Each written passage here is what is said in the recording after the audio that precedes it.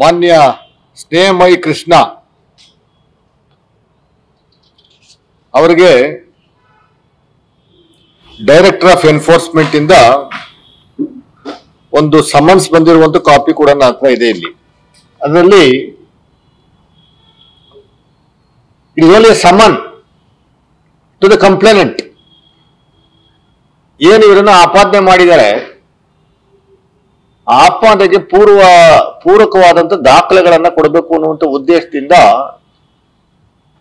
ಅವರು ಸಮನ್ ಕೊಟ್ಟಿದ್ದಾರೆ.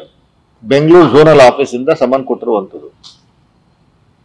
I consider the in-person attendance of Sri Snehamayi Krishna necessary to give evidence and production of records in connection with the investigation or proceedings under PMLA 2002 in the above mentioned said case.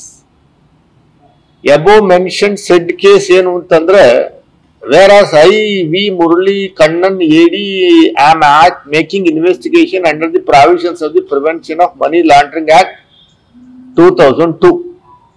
ಯಾರ ವಿರುದ್ಧ ಅನ್ನುವಂಥದ್ದು ಏನು ಇಲ್ಲಿ mention ಮಾಡಿಲ್ಲ.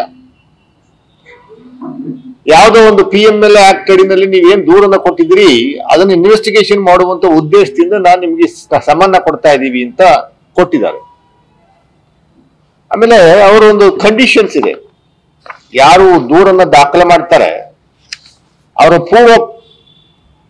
ಪೂರ್ವ ಚರಿತ್ರೆಯನ್ನ ಸಂಪೂರ್ಣವಾಗಿ ನಮೂದನೆ ಮಾಡಬೇಕು. Along with passport size colour photo, general information questionnaire, ಅವರ ಹೆಸರು, date of birth, present address, permanent address, identification mark, education qualification, email address ಇವೆಲ್ಲ ಹಾಕಿ ಆಮೇಲೆ whether summonsed, arrested, detained, convicted under FERA or FEMA in the past. If yes, date, nature of involvement, name and address of the associated in the case.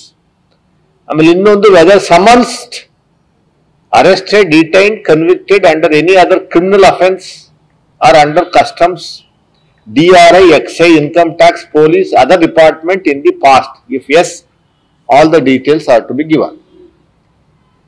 ಇದರಲ್ಲಿ ನನಗೆ ಇರುವಂತ ಮಾಹಿತಿ ಪ್ರಕಾರ ಮಾನ್ಯ ಸ್ನೇಹಮಯಿ ಕೃಷ್ಣರವರು not applicable ಅಂತ ಕೊಟ್ಟಿದ್ದಾರೆ ಅನ್ನುವಂಥದ್ದು. ಅದು ಗೊತ್ತಿಲ್ಲ ನನಗೆ ಅದೇನು ಕೊಟ್ಟಿದ್ದಾರೆ ಅಂತ.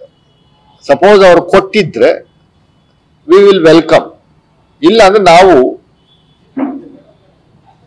ಇವರ ವಿರುದ್ಧ ಏನು ಸುಮಾರು ಒಂದು 40 FIR ಗಳಿದಾವೆ, ಕ್ರಿಮಿನಲ್ ಕೇಸ್ಗಳಿದಾವೆ, which includes extortion, blackmail, threatening, murder.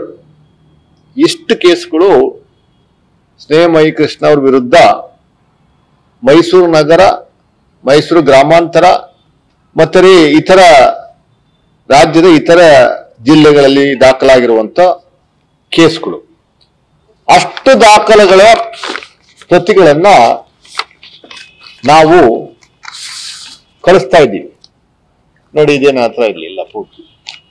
V are going to send it to ED because ಇದು ಏನಾದರೂ ಉಲ್ಲಂಘನೆ ಮಾಡಿ ಸತ್ಯವನ್ನ ಮರೆಮಾಚಿದ್ರೆ ಅಲ್ಲಿ ಇನ್ನೊಂದು ಕ್ಲಾಸ್ ಇದೆ. Without prejudice to the provisions of any other law for the time being in force, if you fail to attend to give evidence or produce books of account or other documents as mentioned in the schedule at the place and time as specified in the said summon, you shall be liable to penal proceedings under the Prevention of Money Laundering Act 2002. ಸುಮ್ಮನೆ ಏನೋ ಮಾಧ್ಯಮಗಳ ಮುಂದೆ ಬಂದು ಹೇಳಿಕೆ ಕೊಟ್ಟು ಓಡೋಗುವಂತ ವ್ಯವಸ್ಥೆ ಇಲ್ಲಲ್ಲ. ED ವ್ಯವಸ್ಥೆನಲ್ಲಿ ನೀವೇನು ದೂರನ್ನು ದಾಖಲೆ ಮಾಡಿದ್ರಿ ಅಷ್ಟಕ್ಕೂ ನೀವು ಭದ್ರ ಆಗಿರಬೇಕು, ಪ್ರೂವ್ ಮಾಡಬೇಕು. ಯಾರ ವಿರುದ್ಧ ದಾಖಲು ಮಾಡಿದ್ರಿ ಅಷ್ಟಕ್ಕೂ ಪ್ರೂವ್ ಆಗಬೇಕು. ನಿಮ್ಮ ಸತ್ಯಾಸತ್ಯತೆಯನ್ನ, ನಿಮ್ಮ ಚರಿತ್ರೆಯನ್ನ, ನಿಮ್ಮ ಬ್ಯಾಕ್ ಗ್ರೌಂಡ್ ಅನ್ನು ಸಂಪೂರ್ಣವಾಗಿ ಕೊಡುವಂತ ಕೆಲಸವನ್ನ ಕಂಪಲ್ಸರಿಯಾಗಿ ಮಾಡಬೇಕು. ಇಲ್ಲ ಅಂದ್ರೆ ಇವರು ಕೊಟ್ಟಂತ ಕಂಪ್ಲೇಂಟೇ ಇವರಿಗೆ ಉಲ್ಟಾ ಆಗತ್ತೆ, ಉರುಳಾಗತ್ತೆ. ಈ may be even arrested in case if he fails to prove without evidences and proofs. ಅದು ಕೊಟ್ಟಿಲ್ಲ ಅಂದ್ರೂ ಕೊಡ್ಬೇಕೀಗ, ಕೊಡದಿದ್ರೆ ನಾವು ಕೊಡ್ತೀವಿ.